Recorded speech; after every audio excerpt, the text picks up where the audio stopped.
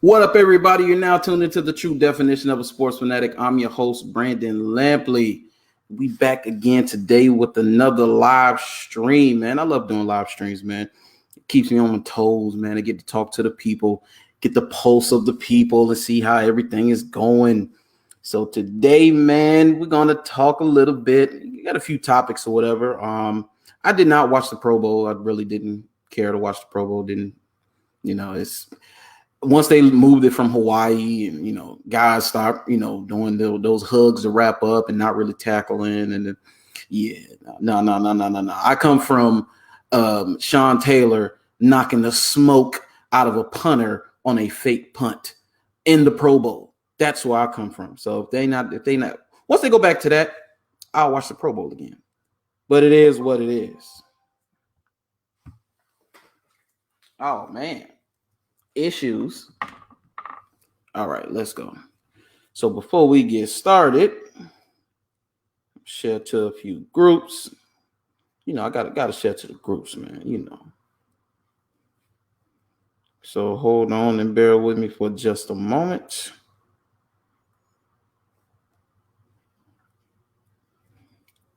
So NFL's Junkies,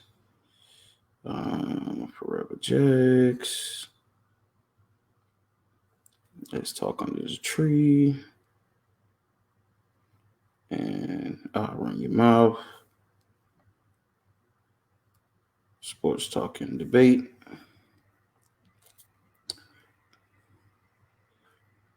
Real Deal, Damon Adams.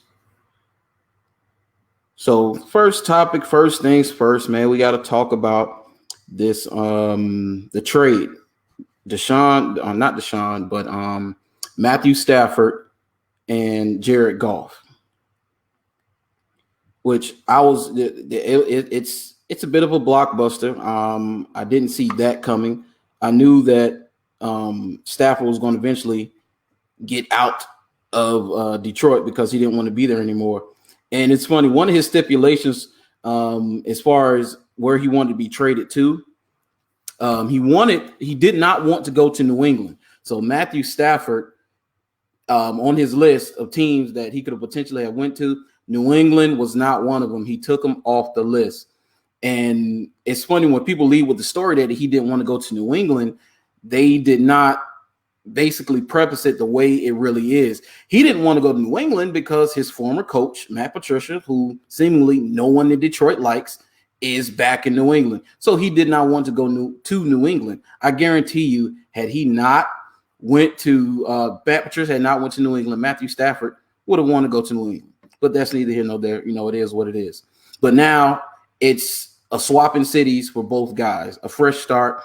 And I think that it'll be good for both. Matthew Stafford gets an incredibly talented offensive mind, a guy who really he's a running team that dresses up as a passing team. If you really, really pay attention to the Rams, the straw that stirs the drink is the running game. And Matthew Stafford has had a 100-yard rusher, if I'm not mistaken, only 11 times in his entire career. That's awful.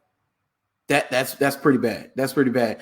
And it's been some okay, decent running backs in Detroit, and they've only had 11 rushers go over 100 yards while he's been at the helm at quarterback. To me, that's coaching. That's what that is. That is coaching. Because ain't no way. Jaguars picked up a kid off the scrap heap in undrafted free agency, and he went for 1,310 touchdowns. So that's on coaching. Cha, what's up, man? See, Rams gave up too much for Stafford. Yeah, they did, Cha. I'm not with it. I don't like it, man. I don't like it. I don't like giving up that much capital for a middle of the road quarterback. I mean, really, list your top quarterbacks right now you think of in your mind. Matthew Stafford is coming in at a strong 14, 15. Easy. So I'm not sold on giving up that much capital, man. But hey, appreciate you, Cha, man. Hey, man, I gotta get you on this show one day, man. Hey, you former football guy. One of the best to ever come out of Jacksonville, dog. Yes. But as Cha said, that was too much for them to give up. Now with Jared Goff, I mean, this could help him. He has people in Detroit who believe in him. They want him, and he's only 26. He's been to a Super Bowl. He's a talented quarterback. So they think that they can fix him. And I'm with that. But I saw my buddy Kurt's son, Bullware, post something today. Let's see. Say maybe it was an on-load Goff contract. Oh, yeah, Cordell, that's what it was. That's what it was. The reason they gave up too much is because they had to. Because when the Rams giving up that much to trade Goff and to get Stafford, the reason they gave up so much is because the Lions have to take on that contract. That's what it's about. Because there's no way, even though Jared Goff is 26, even though he's been to the Super Bowl, there's a reason why the Rams wanted to unload him. And one of the rumors and conspiracy theories is that in the team group chat, Jared Goff made some remarks about Sean McVay's girlfriend, the head coach's girlfriend, and said, he would do the horizontal monster mash with her, if you know what I mean. And it got leaked. And really, I don't think that's whatever, because even if you're Sean McVay and you come across that and you see that, man, it's a compliment. I mean, it is what it is, man. So whatever. But in order for them to give that up, they had to do a contract dump. And for them, somebody to take on that ridiculous contract that Jared Goff has, you had to give up that much capital. And I don't like it. I don't like it at all. But hey, it is what it is. He's on another coast. And, I think it'll help both quarterbacks. Jared Goff, can he be successful in Detroit? I think Stafford can be highly successful with the Rams. I think they're still a playoff team with him at the helm. I do. Because I think that he plays mistake-free football for the most part. He doesn't have to play YOLO ball with the Rams. They're going to stay ahead of the sticks. They're going to run the football. They have a suffocating defense. So all he has to do is go there and be himself. You don't have to be the hero. You don't have all of Detroit on your back trying to wield them to a win there. You have help in LA. Jared Goff, on the other hand, you go from an embarrassment of riches to bare cupboard, which is what you're going to. Which the Detroit Lions aren't a bad team. When they came here and spanked the Jaguars, I saw it then. They had an awful coach. So now that Matt Patricia is gone, they're going to lose some free agents, try to maintain and trying to get guys back. But it is a decent team in Detroit. But who knows, man? They've been struggling for a long time. And we'll see. I love Family Guy when Brian and Peter, they trying to get a turkey for Thanksgiving, and they end up at the zoo, and he falls in, and Brian falls to the lion's den, and they're trying to eat him. He's like, "Hey, aren't you guys supposed to be in Detroit losing a football game right now?" Yeah. Oh, yeah.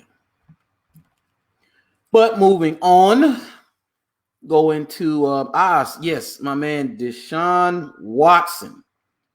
This is so funny to me with Houston. How do you lose out on a generational quarterback, a highly talented guy, and it's all because of things that were done in the front office? It was not really anything that was on the field. I'm not understanding. How do you lose favor with your guy? This is the guy you believed in. This is the guy that you drafted. This is the guy that you wanted. How in the world? Why? But he's gone. He's officially put in his trade request. And it's funny, they end up hiring a coach, hiring the coach from the Ravens. And it's funny because this coach had the worst passing offense last year. And he also had he was in Kansas City the year that none of the wide receivers for Kansas City caught a touchdown pass. So we're talking about a coach whose credentials are not that great. And of course, Deshaun Watson wasn't happy about it because after they announced their head coach, he announced that he wanted to be traded. It is what it is. But I don't know, man. If I'm Houston, I'm be honest with you. If I'm Houston, you're not going anywhere. No. You can hold out. You can not play and all of that. I think he's going to be gone, of course. Once they get exactly what they want, especially after they seen what Jared Goff went for and what the Matthew Stafford went for. They want the farm for Deshaun Watson, and they should get it because he's a franchise, generational, talented quarterback. He is. But if I'm Houston, I'm playing hardball with him. I'm saying no, you're going to start the season. You're going to come in and you're going to play. And if I'm Deshaun, go ahead and play. Don't be like James Harden and, get that out partying, not showing up to camp, doing all those things. No, control what you can control. Your request is already in. They know you want to be gone. So what you can do day in and day out is control what you can control. See, I saw this coming when they traded Hopkins without even telling him. That was bad, man. It was bad. And it just wasn't Bill O'Brien as we're seeing. It just wasn't Bill O'Brien. Because if it was just Bill O'Brien, then there's no reason for him to want to be gone. But it was above Bill O'Brien. This came from the top. Andre Johnson, former wide receiver for the Houston Texans, probably the greatest next to Newton Hopkins as the greatest wide receiver to ever play for the Houston Texans. Dre never speaks. He doesn't really talk. You rarely hear Andre Johnson speak, but he spoke about the situation with Deshaun Watson. He said Deshaun should double down. Don't let up. Don't end your request. Keep pushing forward because the way they have treated him is criminal. It's absolutely criminal. And so he alluded to a certain person that's in the building. I can't remember the guy's name, but Andre Johnson said that ever since that guy was hired and he stepped foot in the building, it has been a problem ever since that day, and that the Houston Texans are playing with people's careers.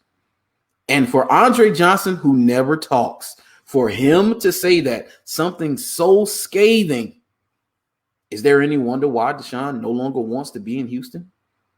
I think not. I don't think you have to wonder about that anymore. But hey, it is what it is. So, but what's my next topic? What are we going to? Yes, the Super Bowl. We're going to talk about the Super Bowl. And I kind of broke it down in my last live stream. If you haven't checked that out, go check it out. I broke it down a little bit. We talked about it in my last live stream. But for this one, I would say do keys to the game. You see, Houston is done for a while. Ness, because once you trade away Deshaun, and it depends. It depends on this new coach, and it depends on what quarterback they get. So let's say they trade Deshaun Watson, and let's say they trade him to the Jets. You trade him to the Jets, and you get that second pick. You got Justin Fields. So and now you have another quarterback who I think is going to be pretty good.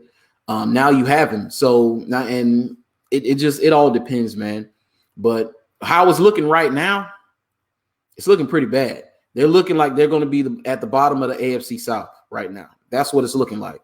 And the Colts, if the Colts can find their quarterback, whether it's Carson Wentz, there was rumors that it could have been Matthew Stafford, but he ended up going to LA. Who knows who it'll be. Rumors about Sam Darnold getting traded to the Indianapolis Colts, but who knows? But right now, Houston is is in the cellar right now. They're at the bottom of the AFC South, and which is hard to say because the Jaguars are 1-15. But brighter days are ahead. But quick side note right now. I'll tell y'all a little story. It's sports related a little bit, but Anyway, so let's see. The Jags can eat this coming season if we do things right. Yeah. Oh, yeah, we can. I already seen some early predictions, too early, that they're predicting that we're going to win the AFC South. I'm not sipping none of that Kool-Aid. No. I'm not. But if they do things right, we definitely won't be a 1-15 team, and we should be highly competitive. But this is a side note story today. So I have multiple side jobs. People who know me, I'm like a Heyman. I work. That's what I do. I work. So I'm at one of my jobs, and a young lady comes in, and she comes, straight to me asking for assistance. And dude, she looked exactly like Troy Polamalu. Exactly like him. Eyebrows, facial structure, long flowing black hair, looked just like him. just like, and I'm talking to her and I'm like, man, she looks like Troy Polamalu. But she was thick though. I'm talking like cold peanut butter thick. Grits the next day out of the refrigerator thick. We're talking about old oatmeal thick. Yeah. She looked just like Troy Polamalu, but she was thick though. Should I have gotten a number? I don't know. But anyway, moving on. Yes, Cordell, Cordell, yeah. She looked just like Troy Polamalu. That was one of them like, man, should I get a number? I was like, man, but we're going to have a discussion at some point, and I'm going to ask her, does she feel like she's the greatest safety to ever play the game? And that's going to be a problem. But anyway, moving on to the Super Bowl. Yes, sir. Moving on to the Super Bowl. So just a few quick keys to the game. And I'll say what's important for both teams going into this game. Off top, when you think about when you talk about Tampa Bay Buccaneers, the Tampa Bay Buccaneers have to run the football. Man, y'all ain't no help, man. I'm trying to stay on my path and purpose, man. I don't need those distractions in my life. But y'all gonna have me out here, man, shooting all type of shots. Because, hey, Ness, I already done started shooting. I'm like Jordan fourth quarter in 92 right now. I can't stop it. I can't help it. You know what changed for me recently. So now it's time to add a little bit to it, Ness. But Tampa Bay has to run the football. You have to run the football. If Brady ends up with 50 plus passing attempts, it's going to be a problem. It is. It's going to be a problem. They have to run the football.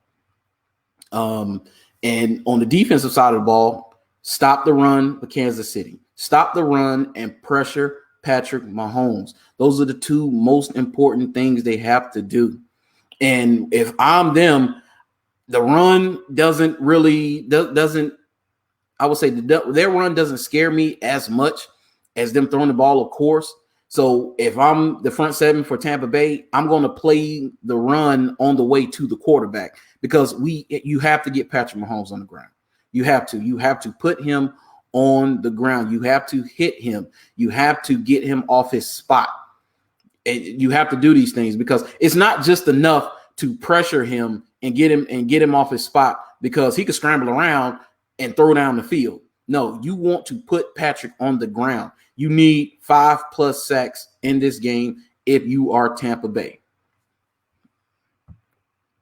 See, Jason Pierre-Paul and Devin White has to have a big game. Hey, I said in my last live stream, Cha-Cha, Jason Pierre-Paul and Shaquille Barrett, they have to have a Von Miller, Malik Jackson type of Super Bowl like they had against Cam Newton when the Broncos beat the Panthers. They have to have that. You have to have that type of game. The MVP of the game has to be the front seven.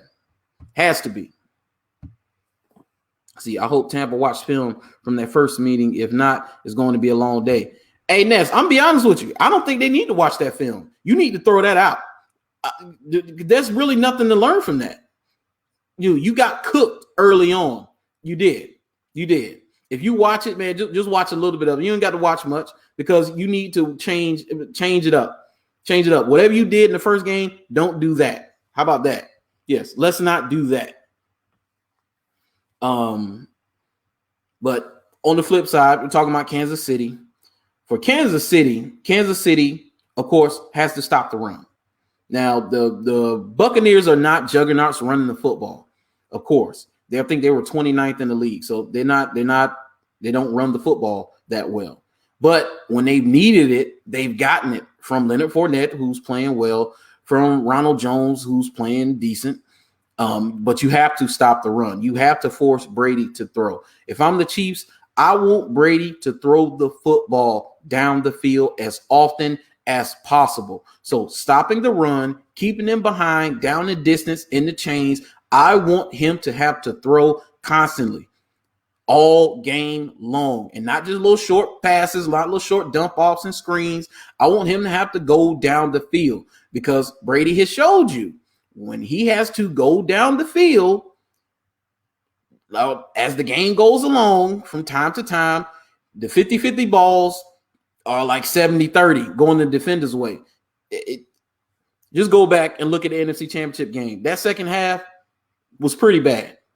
Some of those throws were awful. You got to throw the ball away. You got to throw the ball away. Even being pressured, you have to throw the ball away. You can't throw it up for grabs. And that's what the Chiefs, if you're the Chiefs, that's what you want. Now, on the offensive side of the ball, start fast. You're the Chiefs, don't start slow.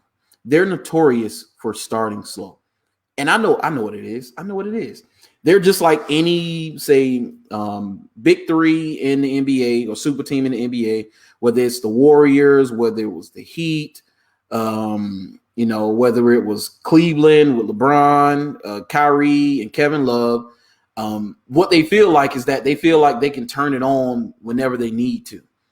They feel like they have that switch.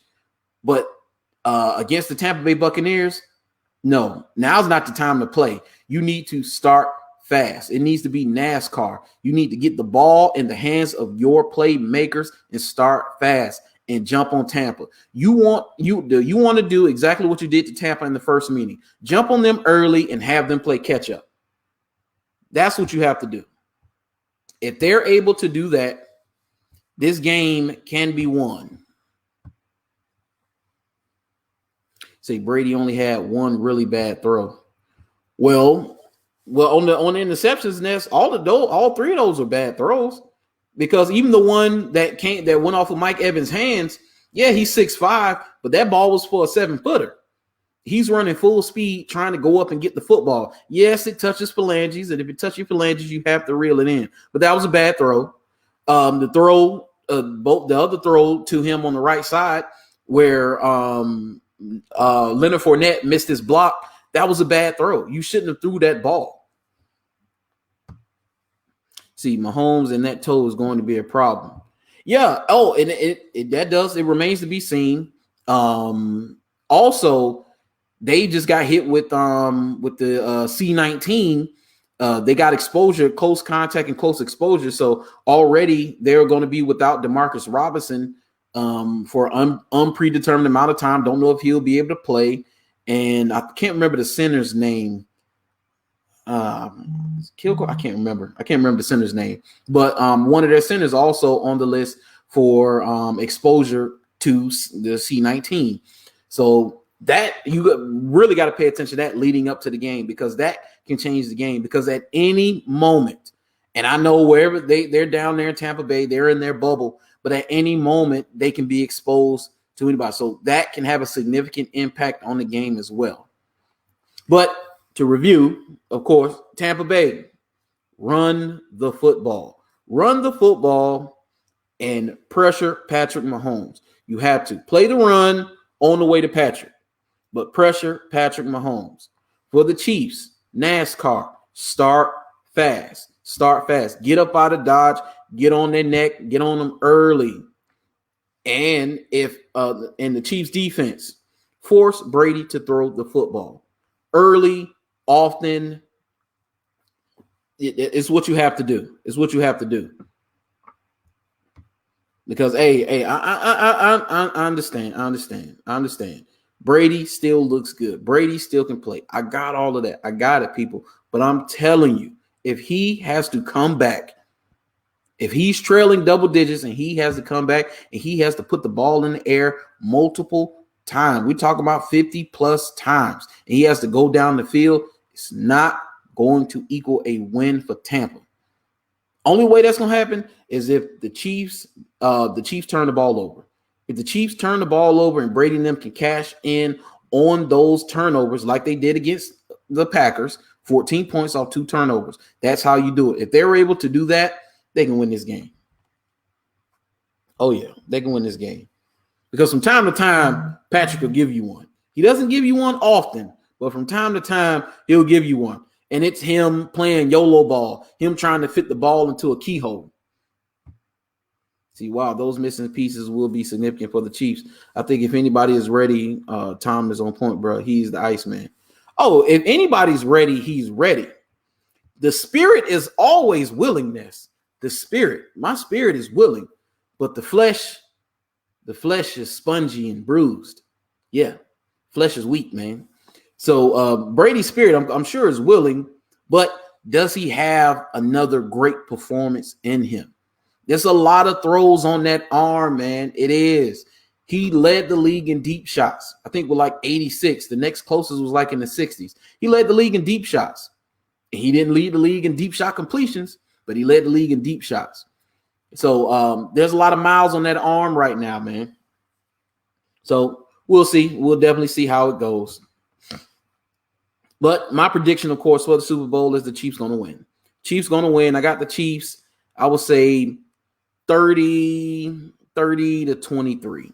I think they win by a touchdown. And I think they jump on them early. And Tampa Bay has to play catch up. And the clock runs out on them. That's how I think it's going to go. And Brady can't turn the football over. Man, he cannot turn the football over. See, Super Bowl appearances, Brady is 6-3. Say, what you mean 6-3? I know he got 10 appearances with 6 chips, if that's what you're talking about. But moving on, but Chiefs going to win the Super Bowl. Moving on, my last topic before I get up out of here. It's been about 26 minutes, so don't shorten it up a little bit today. Don't forget. I will be doing the show after the Super Bowl. I don't know if I'm going to do it right after the Super Bowl. I'm probably going to do it that Monday after the Super Bowl. I'm going to go live with my guy, Master Chief, and we're going to do a breakdown of the Super Bowl. We're going to talk about it. We're going to break it all from the commercials to the kickoff to the game, the halftime. We're going to talk about it all.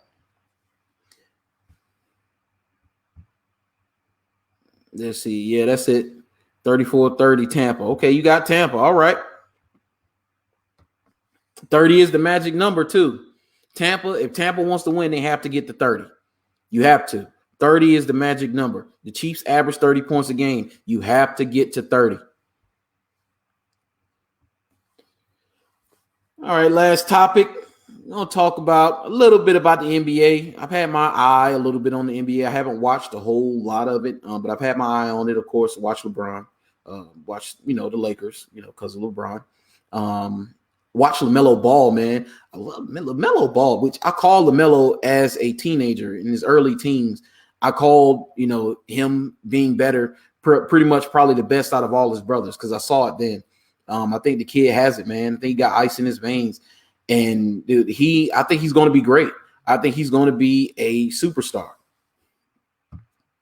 See, I want my boy Fournette to get that chip. Yeah, man, he been through the ringer. Some of it his own fault, and stuff he's done or whatever. But for the most part, I think that for Fournette to succeed, I like Fournette. I told you that was my favorite player from the 2017 team, man. So yeah, it would be nice to see him and Byron, man. For as much flack as Byron caught while he was here, man, I would love to see Byron succeed, man.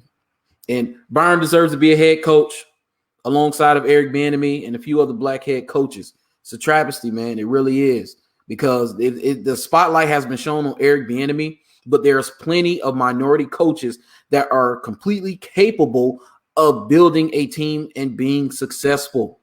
They are. See, what the hell is wrong with Kyrie? Is he a bad seed? Brooklyn doesn't play any defense. That's what I'm talking about, Nets. That's what I'm about to get into. Watching the Nets, man. Kyrie's he's a different individual. That's the best way I could put it, man. He's a different individual because just some of the things he's done, his moods and how he operates. The way he was at end his tenure in Cleveland, the way he was in Boston to the way he is now, how he just disappeared. He's not talking to anybody. He's different, man. He's a different dude. And I don't think it didn't help. I don't know how much he's still suffering or whether he's dealt with it or not. But Kobe Bryant's death impacted him heavily from, reports and what you hear. They had a very special relationship. And, who knows, has he really dealt with that? And so, but I don't know, man, Kyrie's just a different dude. But the Nets, man, the Nets, This right, I told you currently how they're constructed. I've been said it. You don't beat the Lakers how constructed how you currently are now. You don't. You don't. You can't beat them. You can't because they don't play any defense, man. The Washington Wizards. The Washington Wizards have been awful this year. Russell Westbrook has been awful this year. 163 points on 163 shots. They were like 1-8, and they've been struggling. And they put up 149. 149 on the Brooklyn Nets. They can't score, but they put up 149 on the Nets. These guys don't play defense. But we're talking about two guys who really don't play defense, and Kyrie Irving and James Harden.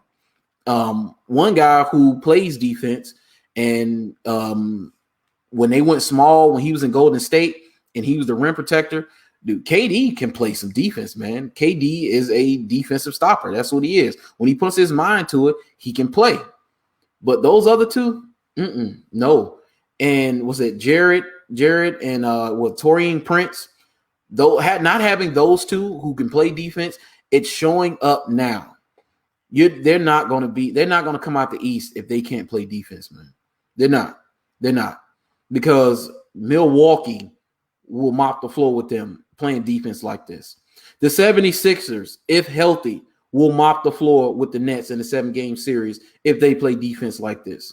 The Miami Heat might mop the floor with the Nets if they continue to play defense like this. The Indiana Pacers might beat them if they play defense like this. The Orlando Magic may beat them if they play defense like this. They're not good defensively, and they got to figure it out, man. Whether it's moving some more pieces, trades, trying to I seen they are signing Iman Shumpert, and Shump can still play. He got a couple fouls, but we'll see. Let's see. Eric B is catching a bad rep in the NFL. Why you've heard a white coach that's interviewing get labeled as a bad hire. NFL is BS. If Brooklyn's don't fix that, they will not make it out of the East for real. Yeah, that's what Ness. They're not making it out of the East. If you don't fix that, you're not making it out of the East. And yes, Eric Bieniemy is getting a bad rap, man. And this is the problem with the Rooney rule, the one hire rule, and it really serves no purpose because they are going to just interview a minority candidate to fulfill that obligation that they have to do so. It doesn't mean they're going to hire him. So what ends up happening is a guy like Eric Bieniemy, a guy like Deuce Staley, a guy like Byron Leftwich, they will continue to interview year after year after year. And what happens is they say, okay, these guys are interviewing, but nobody's giving them a job. So something must be wrong with them. The blame is always going to go to the coach and not the organization, not the team. So that's one of the big problems, man. It's unfair for Eric Bieniemy to get this bad rap because they said he doesn't interview well. Really? The coaches that have been hired over the last week in their press conferences, you can't tell me they were much better in an interview. I don't want to hear it. You could sell that can of beans to somebody else. I'm not listening to it, man. It's a disgrace. It really is. But hey, it is what it is. And I love what Bruce Arians did. Bruce Arians basically put the rest of the league on notice because they asked him about his staff and how diverse it is. He said the reason his staff is so diverse is because in him hiring black coaches, he said that was easy. He said, these are guys that I knew. These are guys that I knew who could coach football, and these were good guys. So it was easy to hire him. He said the issue that he had and the hardest one to hire was the lady he has on the staff. He said that right there was difficult because, he wants to make sure that, of course she knows what she's doing. He's breaking barriers and whatnot. And little by little, qualified women are coming into the league, whether it's, the referee who's going to be repping in the Super Bowl or the ladies that they pretty much have been intern coaches and they work their way up to becoming position coaches. And they've been hired on as permanent coaches. You got ladies doing work. I mean, I told you, I love a lady in sports. Love ladies in sports, especially a lady in sports. She knows what she's talking about. She knows what she's doing, and she's passionate. Love it, man. Love it. Bring them in. But I guess that's about it. It's been about 30. Man, I went longer than I wanted to go. But hey, it is what it is, man. But I appreciate you guys for listening. Appreciate you guys for tuning in. I will be back. Might be later on this week, but if not later on this week after the Super Bowl, to chop it up some more. We're gonna talk some more sports. Any more stories come across me, I'm gonna put some stuff out there. And got some more collabs coming up. So, we'll see, man. But stay tuned, man. I'm excited for what's coming up in the future. Got a podcast that I might be getting ready to start talking about relationships. But I'm also going to be doing my own on my YouTube channel and doing it in another way, talking about relationships as well, talking about, whether it's celebrity gossip, anything that's relevant, I'm going to talk about it. She said, yes, I love that podcast that Jamel does. Oh, yeah, Jamel Hill and Kerry Champion. They done caught some flack, man, because they think they're really, really funny. But they know sports, but they're not that funny. It's pretty funny, though. But I appreciate you guys. Thanks for tuning in. And I will talk to you guys later. Oh, please remember to like, share, subscribe. Of course, follow me on all my social media. You see it at the bottom right here, down on the screen right there. All my platforms. So check me out. But I appreciate you guys for tuning in. I'll talk to you guys later. Peace. I see you, Ness. Yes, it is raw.